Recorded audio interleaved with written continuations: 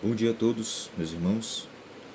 Vamos aqui para mais uma leitura bíblica e vamos ler aqui a primeira carta de Paulo a Timóteo, no capítulo 6, que é sobre as recomendações aos que servem. Todos os servos que são escravos devem considerar seus senhores dignos de toda honra, para que o nome de Deus e o nosso ensino não sejam blasfemados. E os que possuem senhores crentes não devem alimentar por eles respeito menor. Isso pelo fato de serem irmãos. Ao contrário, devem servi-los ainda melhor. Porquanto os que se beneficiam dos seus serviços são fiéis e amados. Ensina, pois, essas orientações. O perigo fatal da cobiça. Se alguém ensina falsas doutrinas e não concorda com a sã doutrina de nosso Senhor Jesus Cristo e com a teologia que é segundo a piedade, é arrogante e nada compreende. Todavia, delira em questões e controvérsias acerca de palavras. Dessa atitude brotam as invejas, brigas, difamações, suspeitas malignas, batalhas constantes entre aqueles que têm a mente corrompida e que são privados da verdade, os quais imaginam que a piedade é fonte de lucro. De fato, a piedade acompanha de alegria espiritual, é grande fonte de lucro. De fato, a piedade acompanhada de alegria espiritual é grande fonte de lucro. Porque ingressamos neste mundo sem absolutamente nada, e ao partirmos daqui, nada podemos levar. Por isso, devemos estar satisfeitos se tivermos com o que nos alimentar e vestir. No entanto, os que ambicionam ficar ricos caem em tentação, em armadilhas e em muitas vontades loucas e nocivas, que atolam muitas pessoas na ruína e na completa desgraça. Porquanto o amor ao dinheiro é a raiz de todos os males, e por causa dessa cobiça, alguns se desviaram da fé e se atormentaram em meio a muitos sofrimentos. Então, meus irmãos, tem muitos aí falsos ensinadores, falsos mestres que ensinam teologia, né? Teologia, entre aspas. Só que a chamada teologia deles é a teologia da prosperidade. É fazendo comércio com a palavra. Não estou generalizando, tá, pessoal? Entendam. Eu estou aqui falando daqueles falsos ensinadores, falsos mestres que ensinam, fazem comércio da palavra, ensinam falsas doutrinas que não têm, que não estão de acordo com os ensinamentos do Messias, que não têm base bíblica, ou seja, deturpam a verdade, e eles ainda difamam e têm inveja e arranjam brigas, suspeitas malignas contra aqueles que falam a verdade do Evangelho. Porque o Evangelho que eles pregam é outro Evangelho, é um falso Evangelho, e esse seja anátema no meio de vós. Amém, irmãos? E esses falsos ensinadores, eles não estão lá para pregar nos púlpitos, né? Simplesmente para falar, pregar a verdade, né? Estão lá para simplesmente por dinheiro, na maioria das vezes, né? É por causa disso. O amor ao dinheiro é a raiz de todos os males, e por causa dessa cobiça, que é o amor ao dinheiro, alguns se desviaram da fé, ou seja, se apostataram, se afastaram do Criador e abandonaram a palavra e se atormentaram em meio a muitos sofrimentos, né? Então, meus irmãos, tomem muito cuidado com quem vocês estão assistindo aí na internet, quem está ensinando, se realmente sejam prudentes Porque o inexperiente acredita em tudo o que vê, mas o prudente vê bem onde pisa. Ele analisa bem se aquela informação, se aquela pregação, né, se a pessoa se que ela está pregando realmente é verídico, está baseado na Bíblia, na realidade.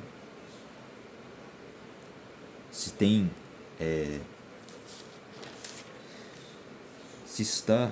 se concorda, né, com a sã doutrina que foi de nosso Senhor Jesus Cristo, que nosso Senhor, Salvador e exclusivo Salvador Jesus Cristo nos ensinou. Então vejam bem, irmãos, muito cuidado. Exortações aos homens de Deus. Agora aqui para os crentes.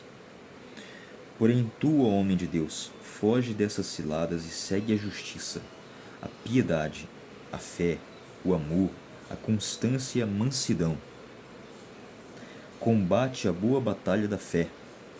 Toma posse da vida eterna, para a qual foste convocado, tendo já realizado boa confissão diante de muitas testemunhas.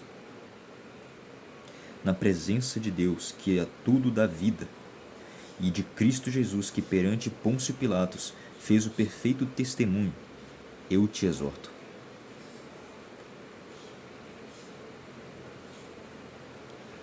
Qual foi esse testemunho que Jesus fez a Pôncio Pilatos?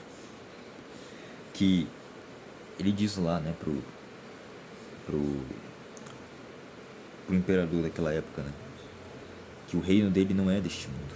Ou seja, a nossa pátria não é deste mundo. A nossa pátria é celestial. Então que busquemos a piedade, a justiça, o amor, a fé e pratiquemos os mandamentos, os princípios bíblicos. E temos que nós busquemos mais ao Criador, obedecendo a Ele, seguindo a Jesus Cristo, porque Ele é o caminho, não há outro caminho. Jesus é Deus revelado na carne, é o Pai encarnado em forma humana. Jesus é o caminho, a verdade e a vida. Jesus é a nossa luz, nosso Senhor, nosso Deus, nosso Salvador. Jesus é a nossa casa, nossa torre segura, nossa rocha. Ele é o alfa e o ômega, o princípio e o fim, a raiz de Davi, a estrela da manhã. E é Ele quem devemos seguir. Guarda este mandamento imaculado e irrepreensível até a manifestação de nosso Senhor Jesus Cristo, a qual Deus fará com que se cumpra no seu devido tempo. Ele é o bendito e único soberano, o Rei dos reis e Senhor dos senhores. O único que é imortal e habita em luz inacessível, a quem ninguém viu nem pode ver. A Ele sejam honra e poder para sempre. Amém. Para Ele, por Ele, dele são todas as coisas. Glória, pois, a Ele eternamente. Ele é o primogênito de toda a criação, e sem Ele nada do que foi feito se fez, porque todas as coisas foram feitas por intermédio dele. Ele é o Verbo, a Palavra encarnada. Jesus. Nele está a vida. Ele é a Palavra. Ele é o próprio Deus. Ordena aos que são ricos no presente mundo que não sejam orgulhosos, nem depositem a esperança na incerteza das riquezas, mas em Deus, que nos concede generosamente tudo o que precisamos para viver satisfeitos. O Altíssimo é a nossa riqueza, a nossa herança. Ele é a verdadeira riqueza. Jesus Cristo é a nossa riqueza. Orienta-os a praticarem o bem e que sejam ricos, não em riquezas, não em bens materiais, que são supérfluos, momentâneos, porque tudo isso aqui, pessoal, um dia tudo isso aqui vai acabar.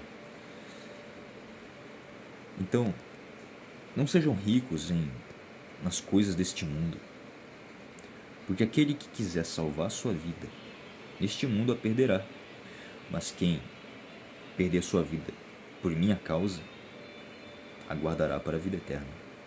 Messias. Porque o viver é Cristo, como o apóstolo Paulo diz. O viver é Cristo e o morrer é lucro.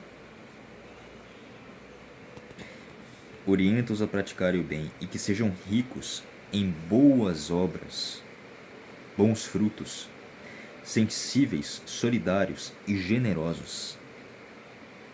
Dessa maneira, acumularão um valioso tesouro para si mesmos, um firme fundamento para a era que há de vir, e assim alcançarão a verdadeira vida, a vida eterna. Timóteo, guarda o tesouro que te foi confiado, evitando as conversas inúteis e profanas, assim como as Vou ler de novo. Essa leitura foi... Timóteo, guarda o tesouro que te foi confiado, evitando as conversas inúteis e profanas, assim como as elucubrações sem fundamento que muitos chamam de saber. Dizem falsa ciência, né? Ora, alguns professando tal conhecimento se desviaram da fé. A graça seja convosco. Então, muitos aí, né, estão inventando aí teorias, conspirações, né? Principalmente essa seita gadarena que está espalhando, dizendo que o Deus no Antigo Testamento é o diabo, né?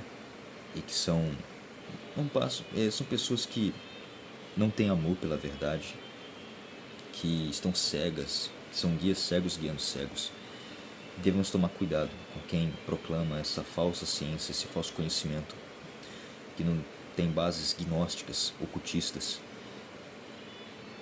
E,